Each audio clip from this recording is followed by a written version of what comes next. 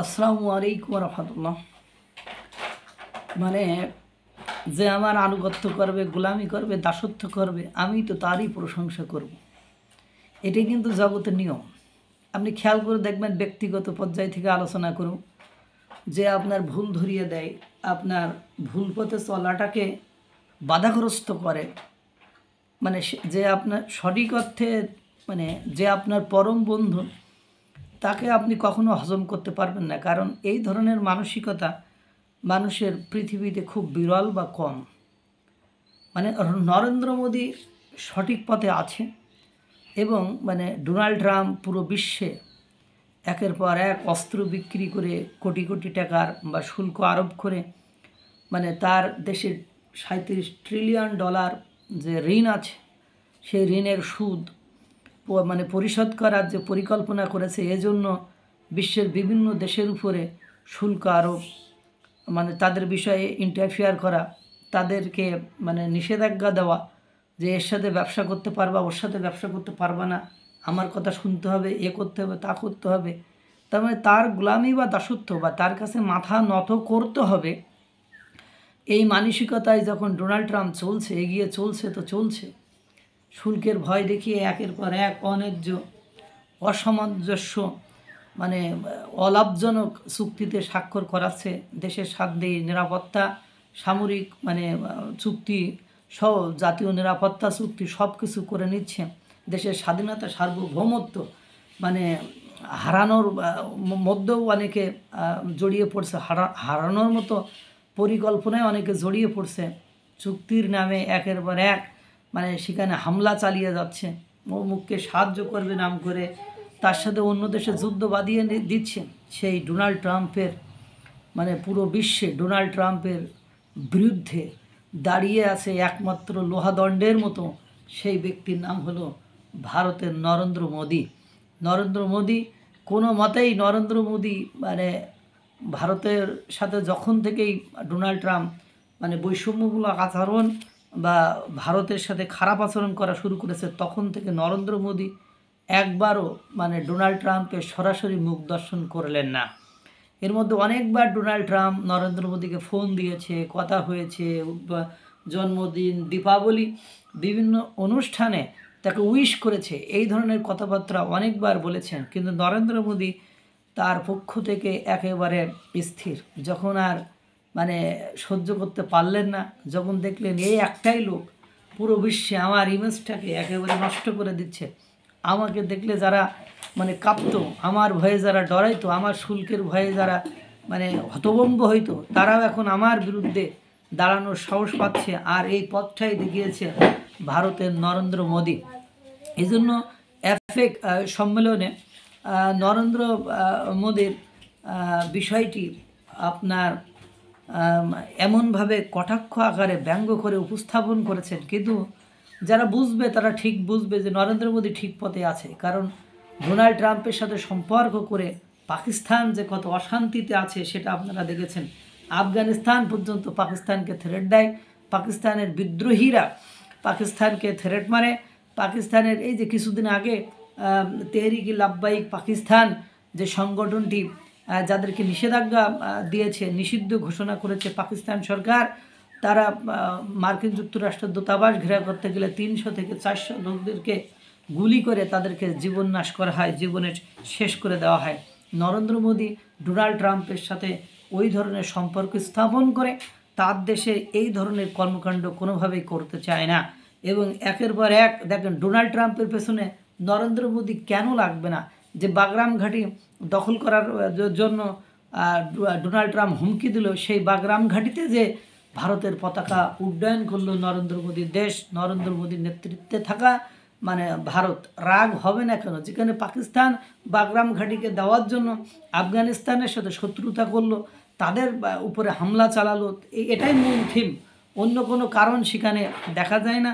আর সেখানে নরেন্দ্র মোদী সে আফগানিস্তানকে সাহায্য সহযোগিতা দিয়ে তাদের বিপদে দুর্যোগে তার পাশে দাঁড়িয়ে তার অর্থনৈতিক সচ্ছলতা, তার শিক্ষা, অবকাঠামোগত উন্নয়ন সহ তাদের খাদ্য নিরাপত্তা, ফুড সিকিউরিটির দিকে নিয়ে যাচ্ছে বা তাদের নিরাপত্তার দিকে নিয়ে যাওয়ার পরিকল্পনা করেছে। এবং মানে বহুল প্রতীক্ষিত কাঙ্ক্ষিত সেই বাগরাম ঘাঁটি যাতে মার্কিন যুক্তরাষ্ট্র আবার দখলে না নিতে পারে সেজন্য রাশিয়ার সাথে মানে চুক্তি করে বা রাশিয়ার সাথে সম্পর্ক করে তাদের রাশিয়াকে বুঝিয়ে বা আফগানিস্তানে নিয়ে এসে বসিয়ে দিয়েছে। রাশিয়া বলেছে আফগানিস্তানকে সব ধরনের সাপোর্ট করবে। আফগানিস্তানের কূটনৈতিক মানে পাওয়ারে রাশিয়াকে এইটা রাজি করা সম্ভব নয়, এটা একেবারে ভারতেরই খেলা। যখন মানে পাকিস্তানের প্রশংসায় পঞ্চমুখ ডোনাল্ড ট্রাম্প এই পাকিস্তানকে নাকানি সুবানি দিচ্ছে, একের পর এক তার বিদ্রোহী গোষ্ঠীরা, তার দেশের বিদ্রোহী গোষ্ঠীরা আফগানিস্তান, আর এর পেছনে নেপথ্যে মানে কে কাজ করেছে সেটা পাকিস্তান বারবারই বলছে ভারত ভারত ভারত। আর এই নরেন্দ্র মোদির কারণে বিশ্বের অনেক দেশ এখন মানে সাহস দেখিয়ে ডোনাল্ড ট্রাম্পের এগেনস্টে দাঁড়ানোর সাহসিকতা দেখাচ্ছে। এই জন্য এফেক সম্মেলনে নরেন্দ্র মোদীকে দেখলে মানে প্রথমে বলছে খুব সুদর্শন, চেহারাবান, খুব মানে ভালো মানুষ, কিন্তু নরেন্দ্র মোদীকে দেখলে নাকি ডোনাল্ড ট্রাম্পের নিজ বাবার কথা মনে পড়ে, এমন মন্তব্যও করেন ট্রাম্প। তবে তিনি বলেন মোদী অত্যন্ত জেদি ও ক্লার বলে আবার তিনি ব্যঙ্গও করেন। উনি যদি ক্লার হয় তাহলে এই যে বিশ্বে এমন কোনো দেশ নেই যে বড় বসে ইউক্রেনের কথা ভাবেন, ইসরায়েলের কথা ভাবেন। ইসরায়েলের এগেনস্টে কখনো গিয়েছেন আপনি ডোনাল্ড ট্রাম্প? ইসরায়েল যে একের পর এক এই যে নৃশংসতা, এই বর্বরতা চালিয়ে যায়, কখনো কি গিয়েছেন যে ইসরায়েল তোর পক্ষে আমি নেই, তোর সাপ্লাই অস্ত্র, তোর টাকা পয়সা সব কিছু সার্ভিস আমি বন্ধ করে দিলাম? একবারও তো বলেননি। ইউক্রেনের পেছন থেকে সরে গিয়েছেন বা ইউক্রেন আর রাশিয়ার যাতে মানে সুন্দর করে সমস্যার সমাধান হয় সেখানে কি সরে গিয়েছেন? যাননি। বিশ্বের যে দেশেই অরাজকতা, নৃশংসতা, বর্বরতা চলছে সেখানে প্রত্যক্ষ এবং পরোক্ষভাবে ডোনাল্ড ট্রাম্প কোনো না কোনোভাবে অস্ত্র, মালামাল, সরঞ্জামাদি, পারমাণবিক বোমা এগুলো বিক্রি করে থাকেন। তো তিনি ব্যঙ্গ করে অন্যকে ক্লিয়ার বলছেন, অথচ কখনোই নিজের দিকে তাকান না। এটাই তো সমস্যা, যে নিজের চেহারা কখনো আয়নায় তিনি দেখেন না। তিনি বলেছেন সে খুনি, খুবই কড়া আর তেজি মানুষ। একজন শাসককে কড়া তো হওয়াই লাগবে। খুনি কাকে খুন করেছে? খুন যারা করেছে তাদের সাথেই তো আপনার সেই পাকিস্তানের সাথে 300 সালে তেহরিক লাব্বাইক পাকিস্তান এই সংগঠনের 300 লোকদেরকে মেরে দিয়েছে। আফগানিস্তানের নিরীহ মানুষের উপরে, শিশুর উপরে একের পর এক হামলা চালিয়ে তাদেরকে হত্যা করছে। কই সেই পাকিস্তানকে কত খুনি বলেন না? সেই পাকিস্তান আজাদ কাশ্মীর তাদের সাথে সংঘর্ষে তাদের জীবন ফেলে দেয়। টিটিপি, তেহরিক তালেবান পাকিস্তান তাদের সাথে সংঘর্ষে অনেকের জীবন কেড়ে নেয়। তারা খুনি নয়, কারণ তারা তার সাথে বাণিজ্য চুক্তি, খনিজ চুক্তি, সব ধরনের চুক্তি, তার মানে নির্দেশনায় কাজ করতে, তার জন্য জীবন উৎসর্গ করতে, তার সাথে ঘুরতে ফিরতে মানে সবসময় রাজি। তার জন্য এখন এমন একটা অবস্থা হয়েছে পাকিস্তান তার চাটুকার, দালাল এবং তার দাসে পরিণত হয়েছে। এবার উনি আবার বলেন যে যুদ্ধ বন্ধের কথায় যখন সে মানে যে মোদির মতো বলেন যে আমি লড়াই চালিয়ে যেতে চাই, জিত দেখে লড়াই চালিয়ে যেতে চান, তখন একবার মনে হয়েছিল ইনিই কি সেই মানুষ যাকে আমি এতদিন ধরে চিনি। পরবর্তীতে তিনি অবশ্য বলেছেন আমি 250% শুল্ক আরোপ করার কথা বললে তার 2 দিন পরে সে রাজি হয়েছিল।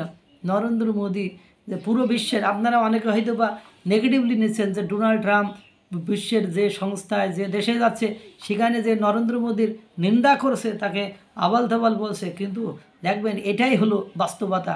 কারণ আপনি ডোনাল্ড ট্রাম্পকে মানে যে কর্মযোগ্য বা কর্মকাণ্ড সেটাকে কোনোভাবে প্রশংসা করতে পারেন না। দেখেন কার সাথে তার সম্পর্ক, কি করছে, কি ক্ষতি করছে, তার সাথে যার সম্পর্ক সে দেশটি আসলে আদত কোনো মানে ভালো আছে কি না, এগুলো আপনারা লক্ষ্য করেন তাহলেই বুঝতে পারবেন।